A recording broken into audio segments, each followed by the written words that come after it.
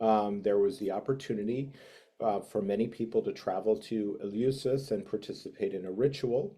This is probably an analog of LSD, maybe ergot fungi that was part of the ritual to occasion a visionary or expanded state, and really was kind of a rite of passage ritual that was particularly meaningful for generations and generations before it faded into history. So, worldwide, globally, as we think about the utilization of these different compounds naturally occurring or synthetic more recently, it's important to keep in mind that at times it's been a revered and important part of different cultures. And why is that? What is it about these medicines, drugs, natural plants that a person can take to occasion a shift in consciousness? I guess there are some different resonant themes also echoed throughout history. Maybe I'll read a few of these quotes. One is Gurdjieff. Were you to escape from prison, the first thing that you must recognize is that you're in prison. If you think you're free, no escape is possible. So here, maybe speaking to that idea of transcending or moving beyond the walls of something, the ego, the self-concept. Dying to the self is a resonant theme for St. Francis of Assisi, the Oracle at Delphi, Know Thyself. A more contemporary spiritual teacher, the secret of life is to die before you die. I guess very importantly, and one of the reasons why back in 2016 at Johns Hopkins, we initiated a study with cancer patients and psilocybin, is there was earlier research with LSD done in the 1960s. Eric Cast in Chicago, MD, was doing work there at a time where they didn't really know much about LSD, but they were administering it to see if it had a demonstrably potentially beneficial or therapeutic effect with cancer patients, many of whom were terminal. Some had remarkably adverse reactions, and some had very profoundly positive reactions where they no longer feared death. They had transcended or let go of their fear of death, not for a 24-hour period, but went about their lives very differently, even though they were dying and had previously been absolutely stricken, fearful, resentful, non-accepting of the inevitability of death.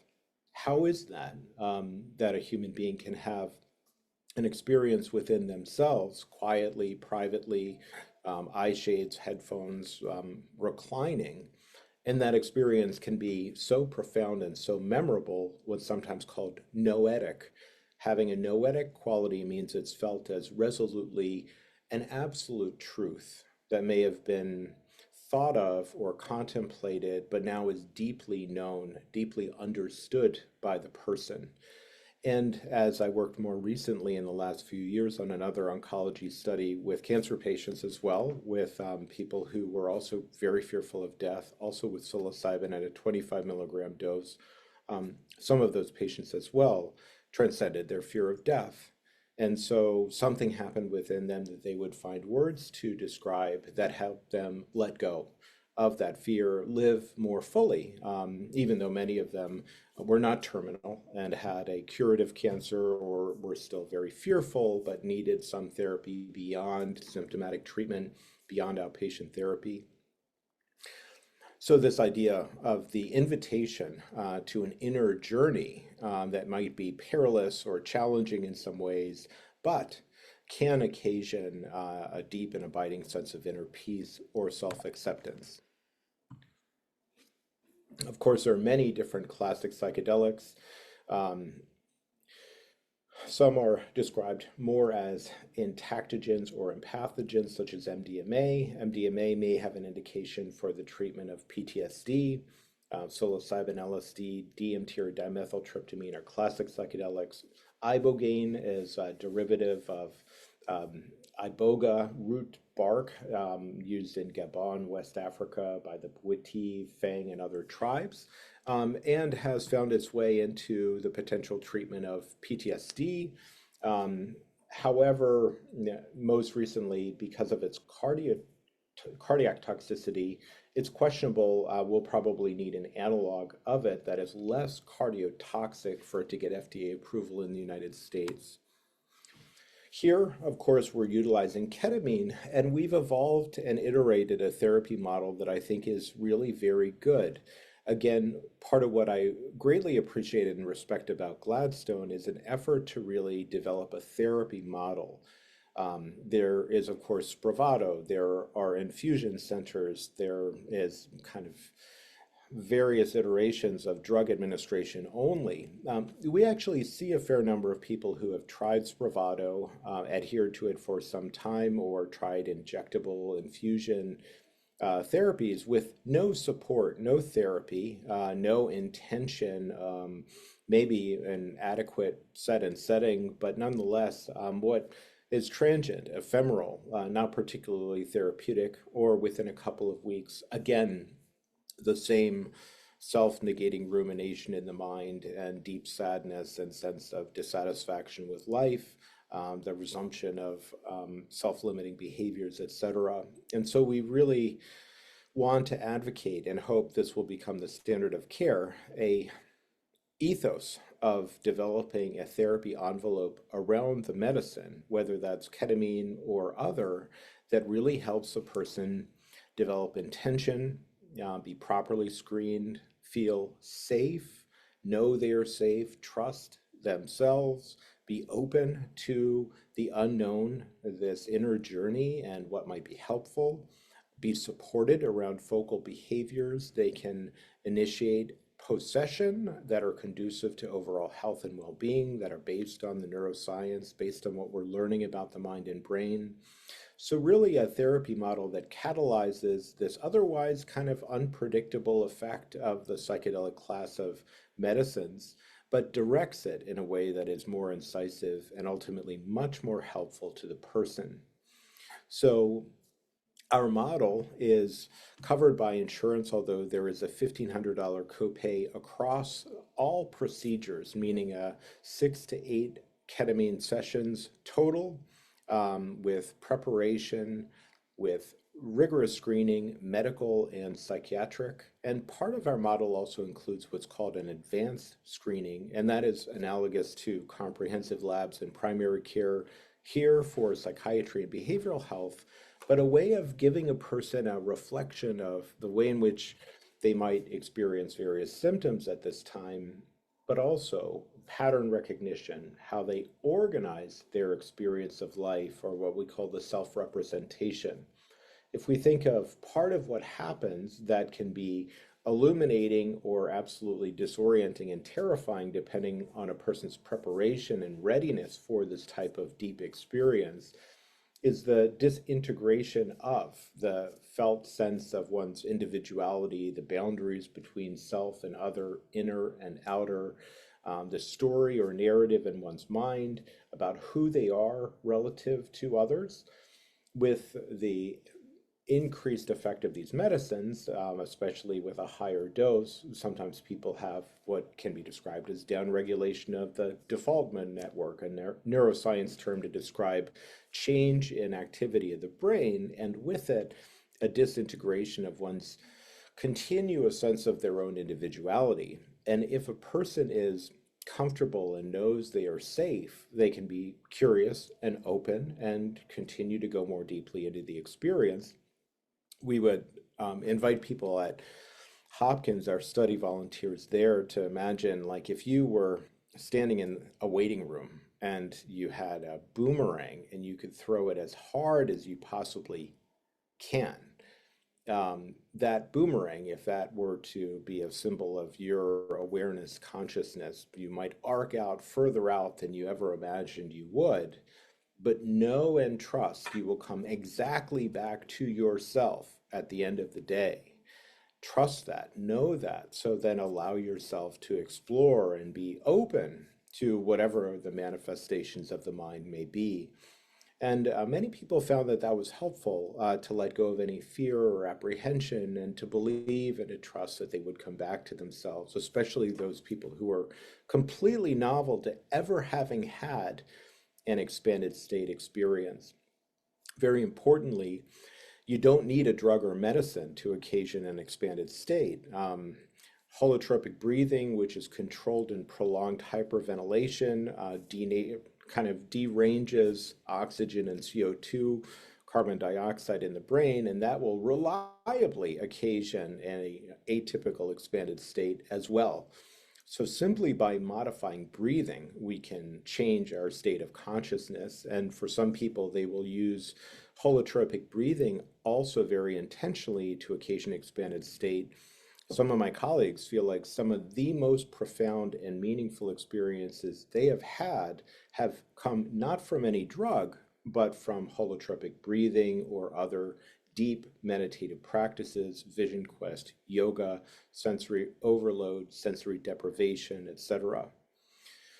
Here with ketamine-assisted therapy, we have an assigned therapist, a prescriber, a nurse practitioner, or a psychiatrist who's directly involved with care, and a therapy model which is scheduled out over an 8-week period as part of the journey a person goes through. And very importantly, then we can do what's called dose ranging, which is the person's individual kind of sensitivity to ketamine, how they experience it at a low, moderate, or high dose. And we've really worked to do everything we can to make it affordable. So, for example, the compounded troches, all the medicine that is needed for all the sessions should cost under $80, maybe $90 tops, as it's a generic medicine. And to give some context about what ketamine is, ketamine has been around for decades. It's listed by the World Health Organization as a essential medicine. It's used globally, available globally. And the somewhat more recent finding in the United States that was then kind of characterized and is currently being researched is that a sub-anesthetic dose, meaning below anesthesia, of this medicine can occasion this unusual expanded state of consciousness. So here, the route of administration is sublingual, meaning buccal absorption through the oral mucosa, about a 20-minute period of swishing or allowing a troche to develop for very gradual absorption. Then the patient will expel that fluid and be invited to put on eye shades and headphones and just go into the experience. And usually by about 20 minutes, the inner world takes on dimensionality and form, like a lucid dream. The person is conscious, but there is spaciousness, expansiveness, evolution of the visual field. And then the therapist is in a therapeutic capacity to offer support, if helpful, to help the person ambulate to the restroom and back so if there's motor impairment or unsteadiness, that the person doesn't inadvertently injure themselves, and to help the person make sense of the experience with the integration sessions, which are typically at 24 to 48 hours after the ketamine session. Transportation is arranged either person's significant other or Uber, as they are not permitted to drive because there can be some subtle motor impairment even at the lower dose range for about a 24-hour period, but drug is entirely metabolized and cleared at 24 hours. One of the reasons we're utilizing ketamine, this is a study out of the UK and a really important one published in 2010 from the Lancet, which basically characterized the abuse liability of a whole series of different drugs that are widely or generally available and used, and the actual harm to the person physiologically in terms of their mental health, behaviorally, and society. And very importantly, you'll note alcohol is number one. So as we learn more about alcohol, as the cultural, at least in the United States, perspective begins to really precipitously shift around alcohol use, maybe 54% of Americans polled currently do not use any alcohol or are much more kind of thoughtful about how they use alcohol, given the ethanol molecule metabolizes into acetaldehyde, which is just a wrecking ball as it moves through the body and is ultimately excreted. And so acetaldehyde is a inflammatory, a direct carcinogen. And so alcohol is known to cause directly causative of multiple cancers and early death, increased risk of injury, etc. So ironically, alcohol may be the most widely used and also one of the most remarkably toxic drugs available, and a high abuse liability, meaning alcohol, heroin, crack cocaine, methamphetamine, here spelled differently as it's a study out of the UK. Those are drugs that have a high propensity for addiction and compulsive use. About midway, you'll see highlighted in yellow is ketamine.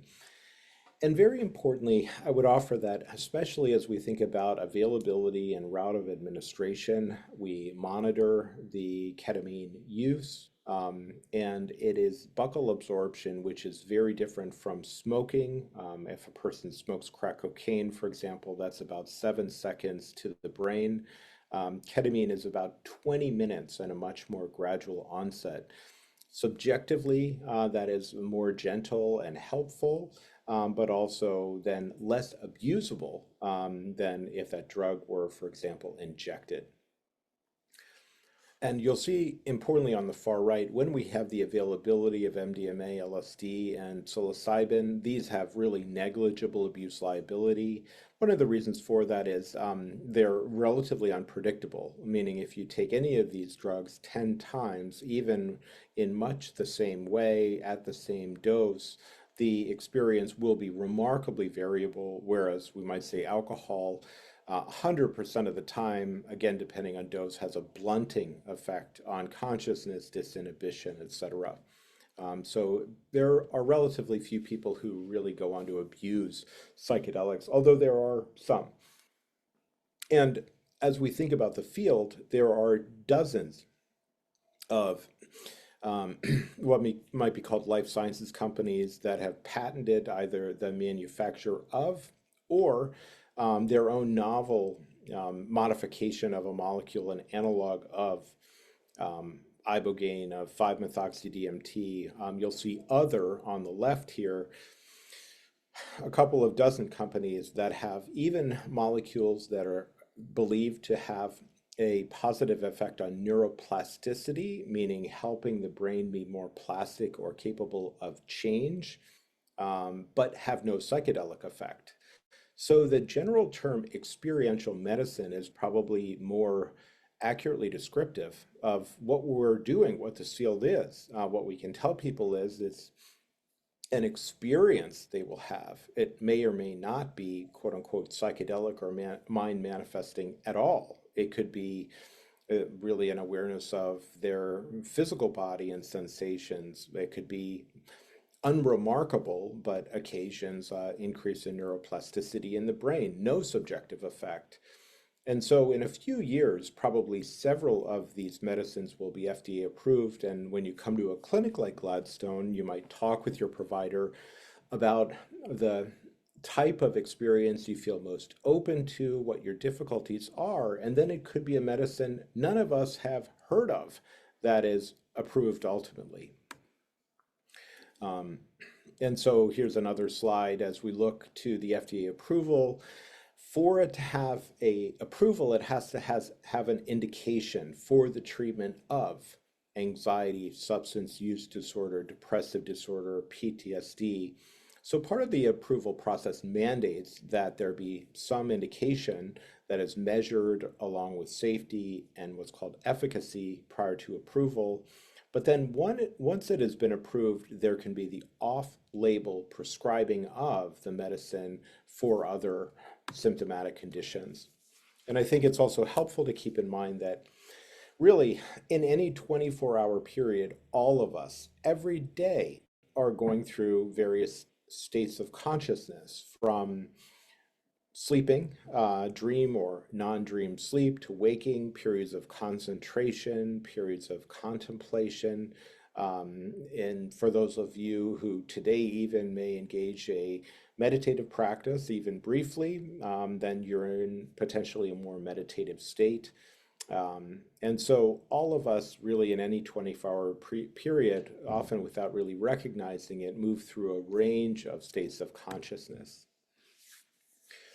As we look to scale and really create meaningful and effective and safe therapy nationwide, it has to be accessible, meaning people have to be able to come to a clinic nearby. They may not be able to travel.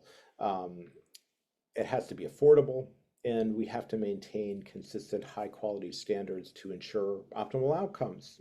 So really being very disciplined on the part of our therapy and administrative team to really deliver the same exact quality of care every single time with every procedure. I also teach and mentor at CIIS, and have consulted at Pacifica. These are certificate programs that are optional, but very good for people who want to learn more, might work in a therapeutic capacity, and are very interested in delivering this care safely and meaningfully. Um, and we might say that we want those human beings to really be curious and open themselves, continuing their own inner development as human beings, open to learning and growth, good integrity, good impulse control, accountable for their actions. And we need at least 25,000 providers in the US alone as soon as possible. And so, in addition to the certificate programs, there are now AI related training programs that may also evolve into being very, very helpful.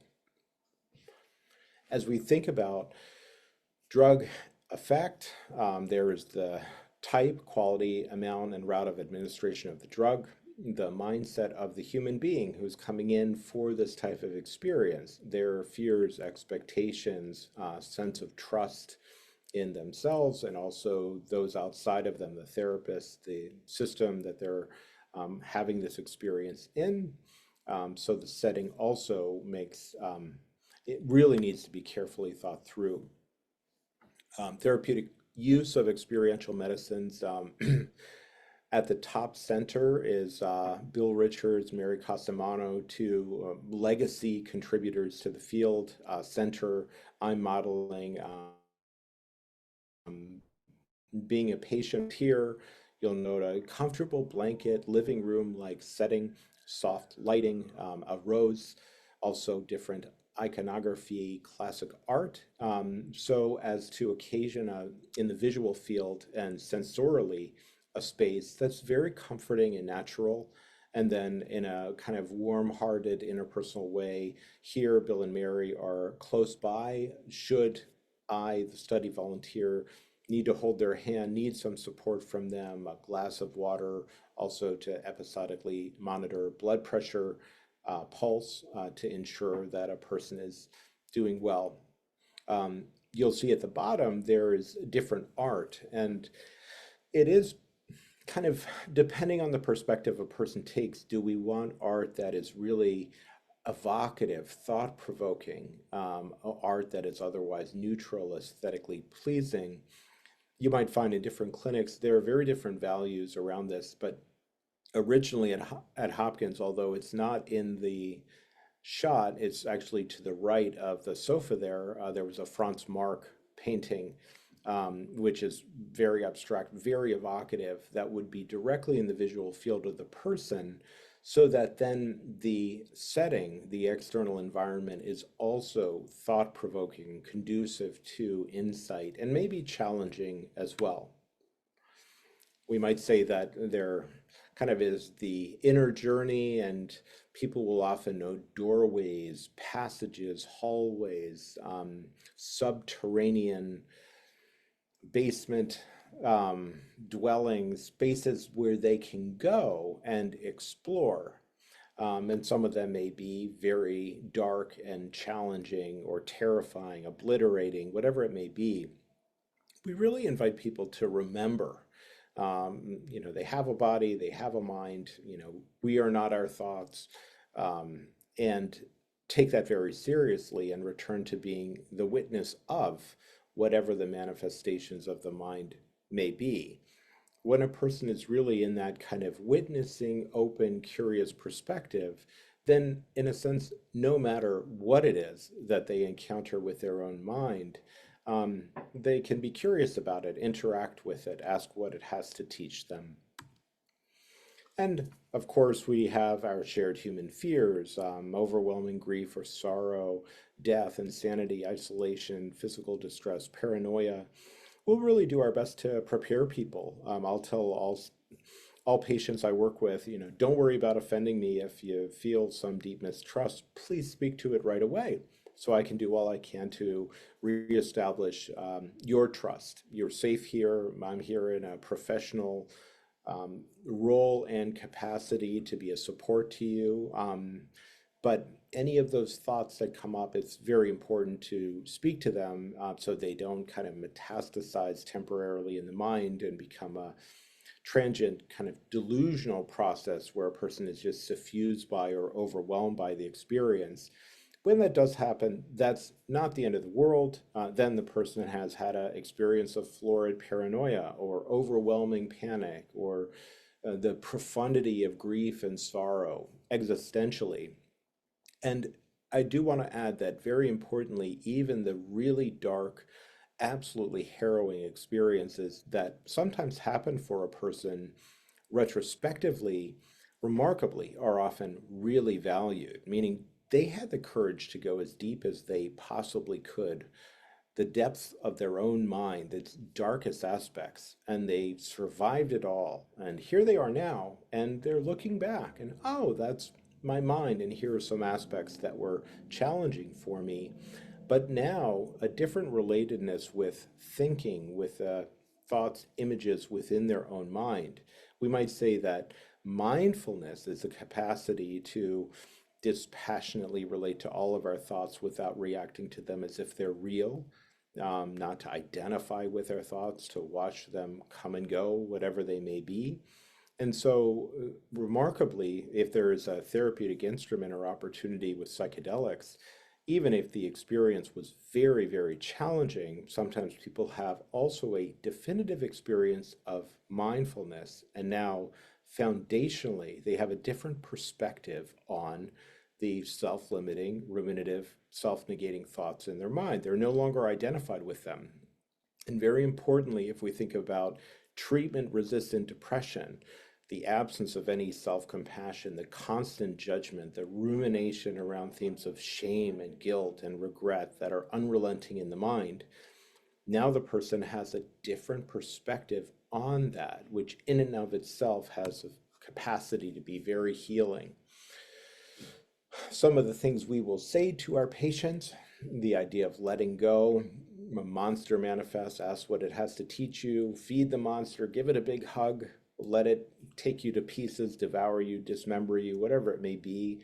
You can have fear and courage at the same time, return to the breath. And Shulgin is a very kind of revered contributor to the field who died several years ago. But she and her husband, Sasha Shulgin, who was a chemist, actually originated and also printed the essentially the way to create or manufacture all sorts of different novel psychedelics. Anne Shulgin invited people to enter into it and look out through its eyes. The idea being that whatever the manifestation of the mind might be that seems alien or other or threatening in some way, you can be curious about it, take on that perspective. And that instruction then moves consciousness from a dualistic perspective to a unitive one, very importantly. And that is kind of one of the most incisive recommendations a therapist can make.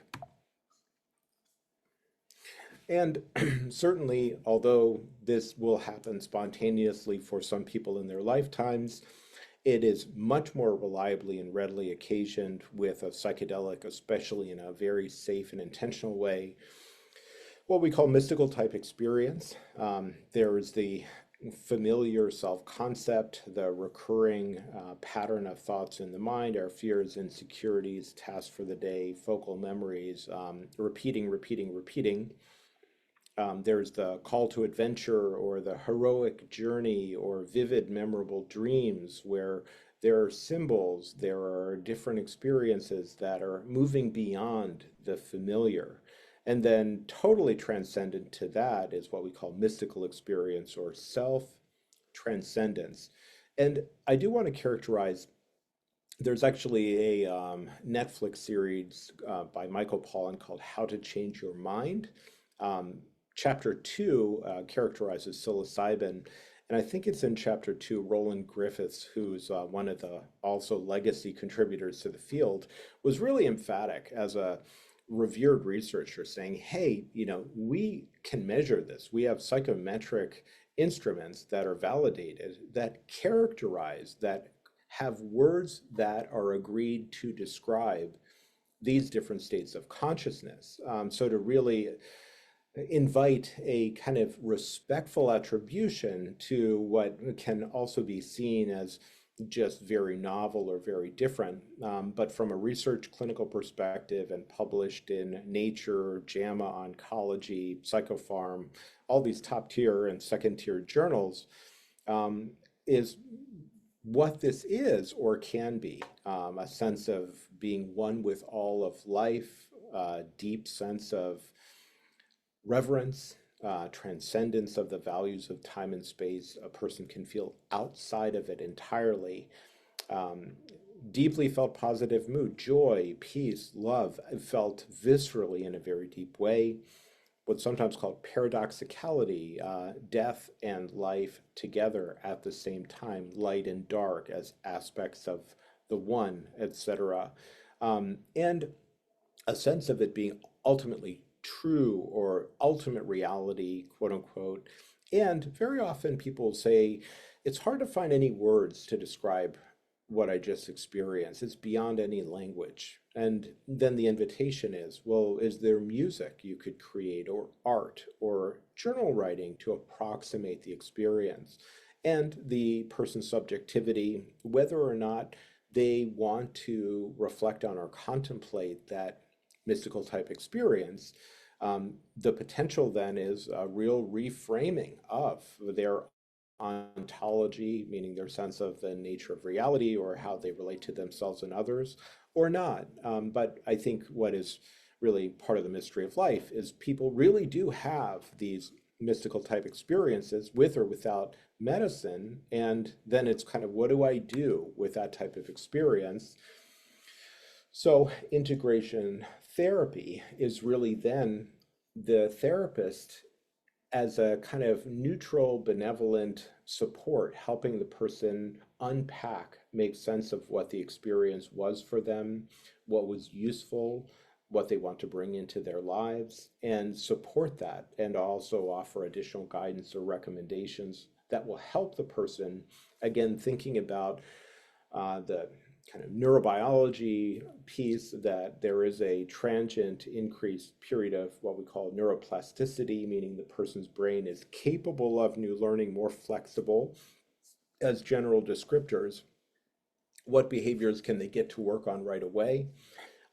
Interestingly, there was a gentleman I worked with a couple of years ago who had agoraphobia. It was excruciating for him to be in a place with lots of other people.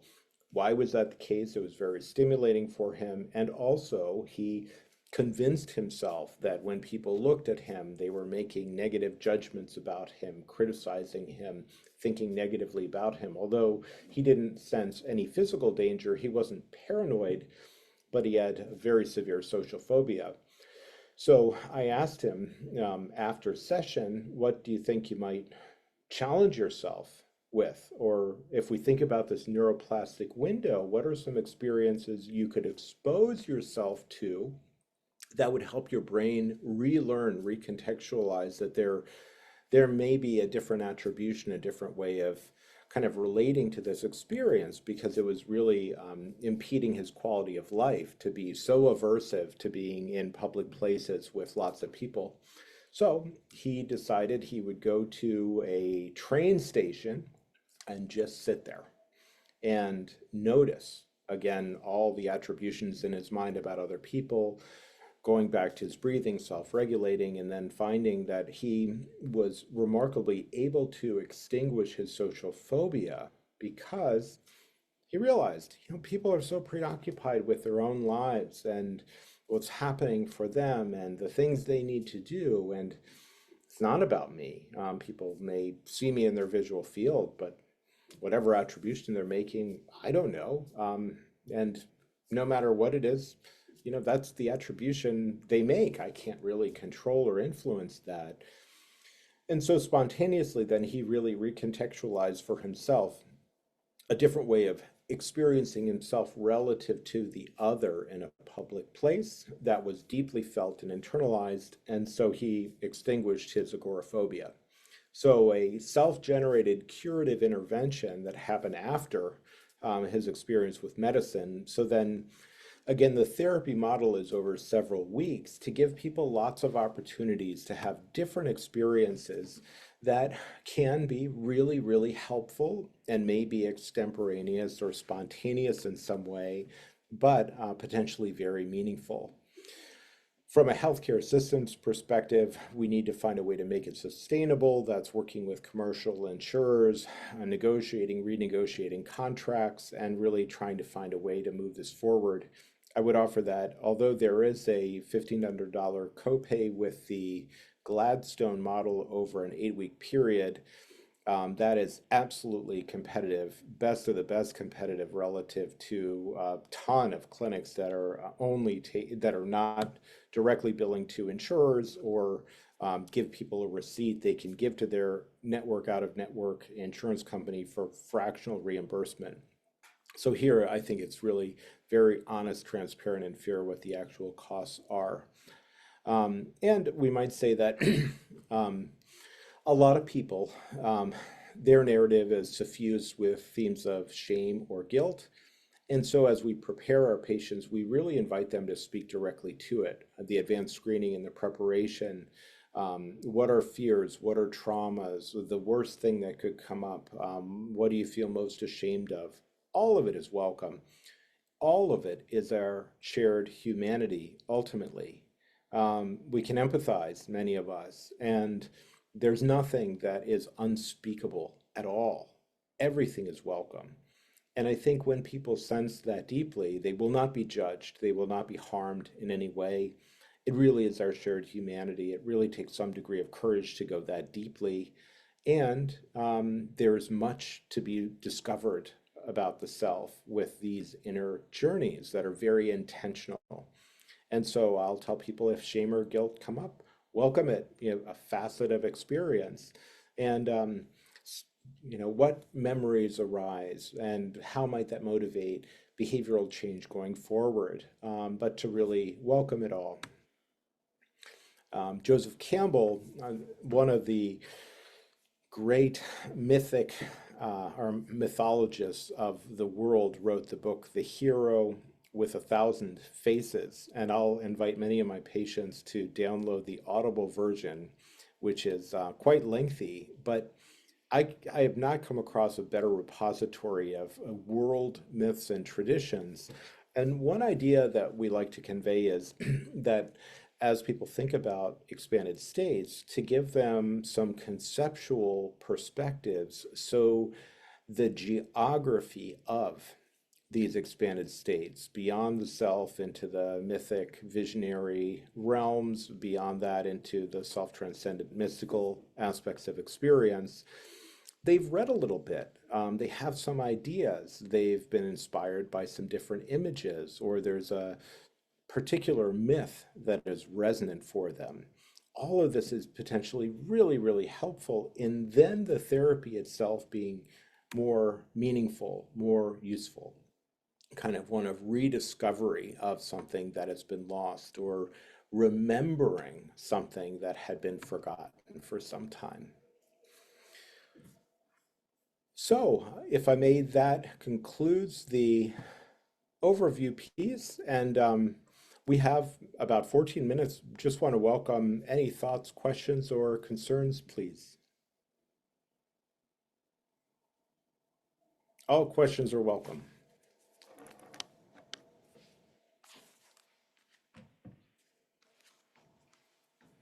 I have a question about, okay, one of the slides that you just showed was talking about like the guilt and shame, and it said it increased in a small minority, but it was like 29% of people, which is like almost a third of people that have worse shame. I know it was psilocybin also, not ketamine, but can you speak to that a little bit? Yeah, I did want to highlight that study, and let's see. So basically, that study was in the context of what was called opacity, meaning there was a patient who really was not properly worked up before they gave this person medicine and went on to have a really unconstructive adverse experience. And so the idea was that trait shame increased in a notable minority of participants. You're right, 29.8%, and that it's really, really important that prior to administering a psychedelic, we ask people about their shame and really help create a sense of safety and openness and volitional vulnerability on the part of the patient or study volunteer so that something doesn't come up that then they feel like they can't speak to, or it's so overwhelming for them that they don't know what to do with it. Um, is that Okay. helpful to you? Yeah, it is. So you're not expecting that like anywhere near that number would have an increase with this. That's correct. But that study I wanted to include because it helped me realize that when I do an advanced screening, which is sort of like labs prior to the person being medically cleared and seen by their therapist, that I ask 100% of my patients what they're most ashamed of out of compassion for them. I mean, shame, regret, guilt, those are shared human experiences. But when it's verbalized, just like the trauma a person might have witnessed or experienced, then it's kind of known and shared to a degree. And so, should it emerge in session viscerally, very deep shame, there can be an openness and continuation of reflection on that experience without it being unspeakable. And so, the idea is that we take from this research, wow, we really need to ask our patients some of these questions so we do our best to really prepare them. So no matter what comes up, all of it is welcome. Okay, thank you. Sure. Eliana? Hi, I wanted to first off say thank you. This was very informative and interesting more than anything. Um, I have a couple of questions. So, I'm 19, and is there any sort of like data or research or thought into like doing this at different ages, maybe doing this on the younger side versus like maybe doing this in like your 30s or something? Like, because I mean, and just another question, just so that I get it all out and I don't forget anything, Okay. is so like dealing with PTSD and things like going and say maybe living with the people that maybe caused your PTSD. Like, I've done a lot of self discovery and therapy and whatever, and maybe the people around me that I feel have encourage the things that I struggle with maybe aren't doing that same type of self work and looking in and how can I better myself and things. Like, do you see maybe more resentment building as like because of that, because oh, I'm doing all of this to better myself and learn how to deal with the things that I deal with, and the people that I feel have heavily influenced my struggles like aren't? Do you see like more resentment potentially coming up from that? Both are wonderful and important questions. So, starting with the first, here's a cultural perspective. In some traditions in Brazil, shortly after birth, they give the newborn infant a little taste of ayahuasca so they don't forget. Shortly after birth. And that's one way of thinking about and referencing a more kind of sacred relationship with the plant as a teacher. In the United States, we have, of course, a very different model where we think about the safety of a drug, and it does need to be FDA approved, tested in children and adolescents in terms of their potential sensitivity to these drugs and its potential efficacy. Um, all of our study volunteers have been ages 18 and above. And I think part of it is a person's individuality. If they're cleared for, they don't have bipolar 1 or a psychotic disorder like schizoaffective disorder, schizophrenia, not a significant brain injury or seizure disorder, no other medical reason why it's not perfectly safe for them to proceed. Um, Especially if people are kind of at the beginning of adulthood, their lives, and they're asking the questions, and they really want to have a deeper experience. That can be enormously, profoundly helpful. It's also at a period of time over the next several years of critical brain development. But we might say that part of what a person is developing at that age is also the story in their mind about who they are and their individuality. Kind of, we are not that story, but we definitely become identified with it in a way that we repeat certain patterns of behavior. For many people, the story is they're less than the other in some way. And so they relate as if that's true, and then that's kind of reflected back to them in relationships, partly co-created by their belief in being less than others, not quite equal, not good enough, not lovable, not beautiful enough, various narratives. But if you have an experience where you see all of those as narratives you could choose, one is not necessarily better than another, but you're not any of those narratives, then you have a complete freedom to live your life in a way that many people can't quite fathom.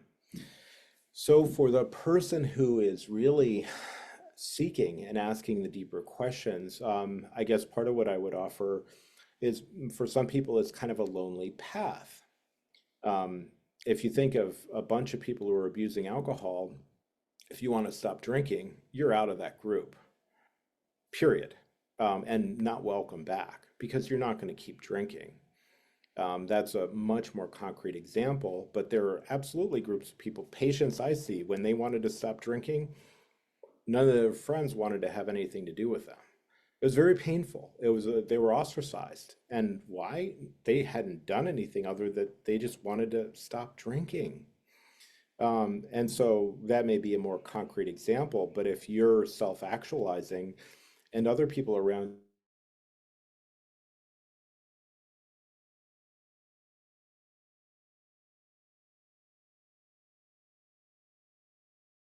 you are not and are not being on to new and different and hopefully healthier relationships, because that will not be supported by some people and can be actively undermined or castigated if you're becoming healthier, more self-actualized, making better choices in terms of what is right for you. So it's important to really take ownership of your discernment, the choices you're making, and the people around you. Are they trustworthy? Do they have your best interests at heart? Be honest with yourself about that, and make sure you take care of yourself and have clear, consistent boundaries around people who are toxic or would not be helpful to you. Thank Easier you said than so done. much. You're no, but listening to you talk, like, you're so intelligent and you seem very, very well informed on all of this stuff, and I've learned so much and I really appreciate it. I'm really honored. Thank you for being here and being so open. No, thank you for the opportunity. Genuinely, like, like, I very recently got diagnosed with PTSD, and it just made so many things make sense. And in my own, like, personal trying to deal with it and cope with just even the idea of having something like that, in addition with, like, the fact that I now have an answer of that's where my short-term memory loss has come from and everything. It's just coming to terms with the idea of it has been so enormous and overwhelming, as I'm doing college and I'm dealing with all of the crazy things that have to do with that, and the complicated relationships that have come into my life and stayed in my life and shifted who I am as a person, and just this has been very insightful, and I've really appreciated it. Thank you. I'm honored. Appreciate you taking good care of yourself and learning more. If I may, I there is try. okay, right. You know, the effort we make in our ordinary day-to-day lives, that counts. That's cumulative. It builds momentum. There is a question in chat. We have a few minutes left. How do you suggest we balance referrals from other intensive treatments, such as comprehensive DBT? I don't advise pausing DBT. It, we have a DBT program internal to Gladstone, and outside of Gladstone, there are many very good DBT programs. Um, it really depends on how borderline a person is and how stable they are in their DBT treatment, whether or not it's a good time for them to participate. But I certainly, I just spoke a few days ago with the director of our DBT program, and we were having this conversation. My opinion was, as long as we're in agreement and the patient is informed, then it kind of intensifies their therapy. I don't see it as necessarily categorical. There are people who are not qualified into ketamine because they're so dysregulated, they're so self-destructive, they have an inchoate idea, they have no concept of who they are and their own individualities, the boundaries between self and other blur. They become absolutely, I mean, beside themselves, impulsive around fears of abandonment, not even happening, just their capacity for imagination sometimes, and really have very limited support. And there's absolute chaos in their relationships and often their employment, their financial well-being, etc. Sometimes people really need to build more stability, more of an abiding self-concept before they move on into these deep experiences that can be really obliterating. A person really, you'll hear some of the legacy people talk about the idea like we need a self coalesced, abiding, consistent, whatever its limitations might be, to return to, a body to return to that is ours, that we take ownership of. So we have a reference point in time and space around all these other experiences. We just have about a minute left, and then of course I have to run to another meeting, but really thank you all of you for attending. I hope this was useful, and please feel free to learn more about our program. We'll have open houses. We'll probably do another meeting with the Baltimore Psychedelic Society later this year. And so thank you for being here.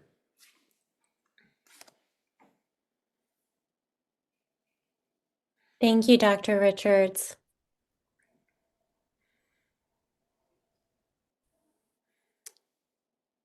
All right, take care. Bye.